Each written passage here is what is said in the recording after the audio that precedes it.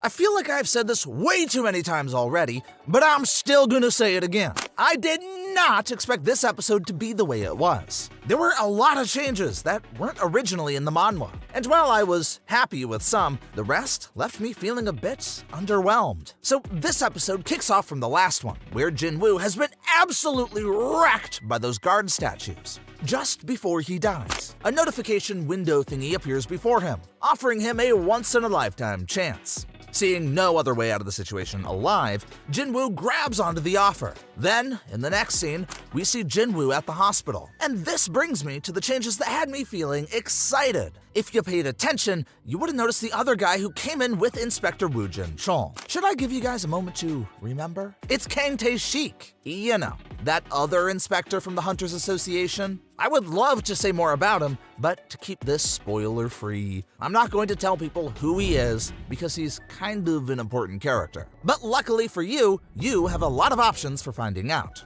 Option 1, if you want, you can read the manhwa and spoil it for yourself. Option 2, which is the one I'd prefer you do, if you can't remember who Kang Tae-shik is, you can watch my videos to help refresh your memory. And please do like and subscribe to my channel. It helps me know you guys actually love my content. Okay, so in the manhwa, Inspector Woojin Chol comes to visit Jinwoo with another inspector, whose name we never get to hear and who we never see again. But in the anime, they decided to change things up and swap that forgettable, unimportant character, sorry dude, for Kang Tae-shik.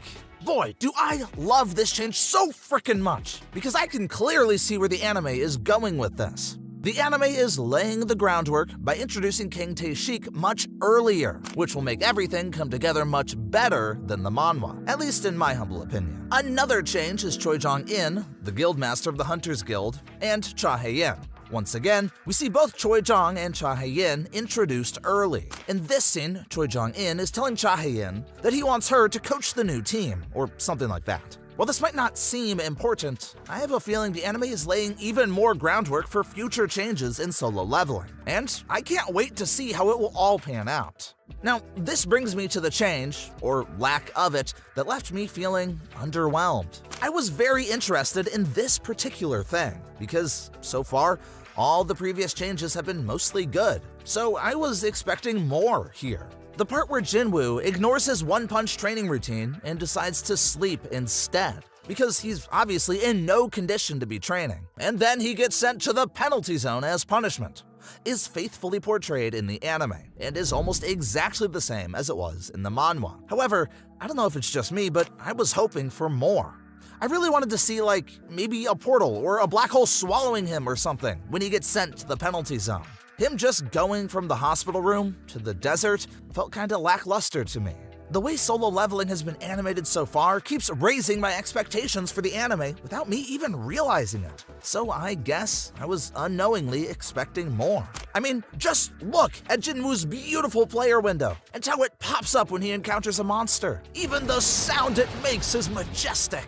Because of all these little details the animators put in, I kept expecting more. I hope the next time we get to see the penalty zone, it will show well just how Jinwoo actually gets there. Another change involves the nurses at the hospital. In the manhwa, the nurses never actually notice that Jinwoo is missing for a whole 4 hours, which, if you think about it, is very negligent of them. They only notice when he gets back and is passed out on the floor. However, in the anime, thankfully, the nurses take their job seriously and actually notice that he is missing and start searching the entire hospital for him. Then there was Lee Joo-hee. In the manhwa, she doesn't visit Jinwoo at the hospital, but sees him again much later at another raid. In the anime, she comes to personally see how he is doing, because he saved her life, but mostly because she likes him. After all, no one else that survived came to see him and thank him for saving their sorry little assets. I truly appreciate all these tiny little changes.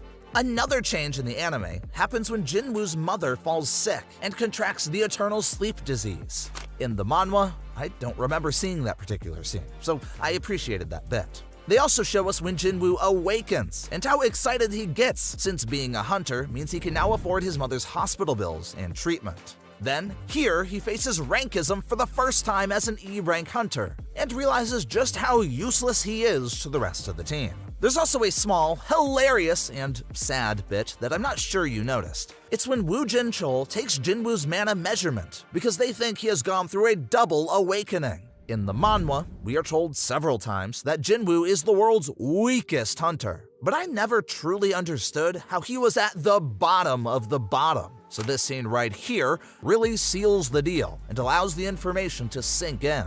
Most E-rank hunters rate at least 70 on the mana meter scale, but Jinwoo is only at 10. So why the hell does he choose to be a hunter with such low power? Honestly, if he wasn't the main character in a fictional world, he would be long dead. Lastly, I've said this before, but I'll say it again, the brutality in Solo Leveling is better than an Italian chef's kiss. It's a sleeping beauty kiss that wakes you up and makes you feel happy to be alive as you watch Solo Leveling with all the gore come to life on screen.